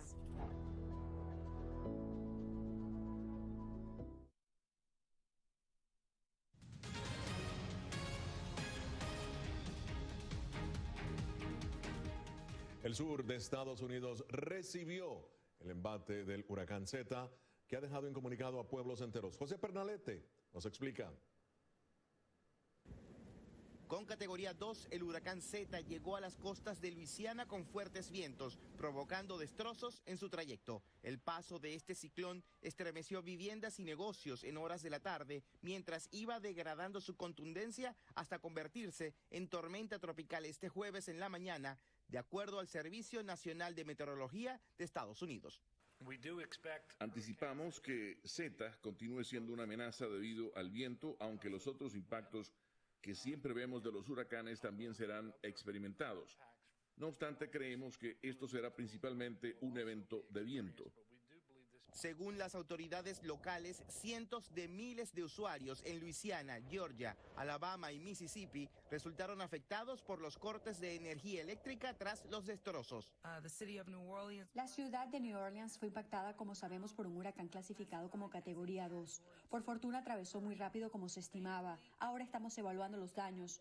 Los oficiales de seguridad pública de la ciudad de New Orleans están comenzando a evaluar los daños que los residentes no pueden hacer ellos mismos. El paso de Zeta ha causado la muerte de al menos 3 personas, una de ellas en Luisiana, quien resultó electrocutada por una línea de energía eléctrica derribada, y otro fallecido en Georgia, al perecer bajo un árbol caído sobre su inmueble por los fuertes vientos. Esta es la tormenta número 27 de la actual temporada de huracanes en el Atlántico. José Pernalete, Voz de América, Miami. 3 personas murieron, una de ellas decapitada por un ataque con cuchillo realizado por un presunto islamista en una iglesia en la ciudad francesa de Niza. El ataque se produjo dentro de la Basílica Notre Dame, en el corazón de esa ciudad de la Riviera Francesa.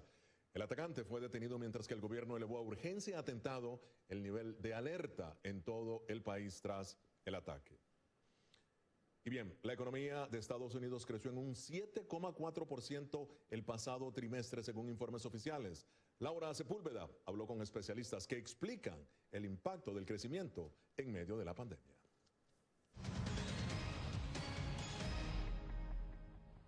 El Producto Interno Bruto Real aumentó a una tasa anual del 33,1% en el tercer trimestre de 2020. Así lo reportó el Departamento del Comercio de Estados Unidos este jueves. Coincide con otros datos que hemos visto que sugirieron que la economía estaba mejorando más en el tercer trimestre de lo que esperaban los economistas. Y en segundo lugar, después de un horrible segundo trimestre, la economía de Estados Unidos, al igual que otras partes de la economía mundial, repuntó con fuerza en el tercer trimestre. Analistas económicos como Mark Chandler aseguran que los datos son confiables por la seriedad del sistema. Esto pese a que algunos cuestionan el alto crecimiento aún alejado de donde se encontraba la economía del país en 2019, pero que se prevé podría influenciar las elecciones. Mi experiencia es que el proceso mediante el cual se estudian, analizan y empaquetan los datos estadounidenses realmente está libre del tipo de manipulación política que algunas personas podrían sospechar.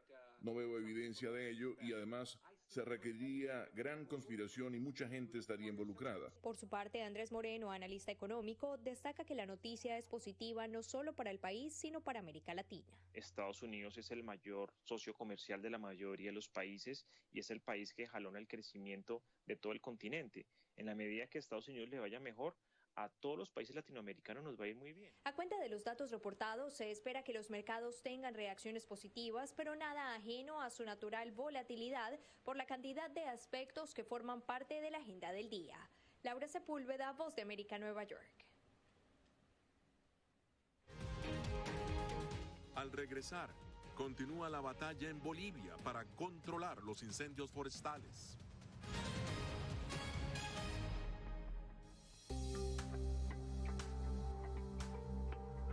Además de asegurarse de tener un amplio suministro de alimentos en casa, a la gente también le preocupa el poder infectarse del COVID-19 a través de estos productos. La buena noticia es que los Centros para el Control y la Prevención de Enfermedades aseguran que los alimentos no son una vía de transmisión del virus. Expertos en seguridad alimentaria aseguran que es poco probable, ya que el virus no se multiplica en los alimentos. Según la Organización Mundial de la Salud, el virus es probablemente susceptible a las temperaturas normales de cocción. En general, los restaurantes tienen normas de seguridad alimentaria que deben seguir, sobre todo para evitar la transmisión de 5 bacterias y virus transmitidos por los alimentos. Esas normas evitarían que el nuevo coronavirus se introdujera en su comida.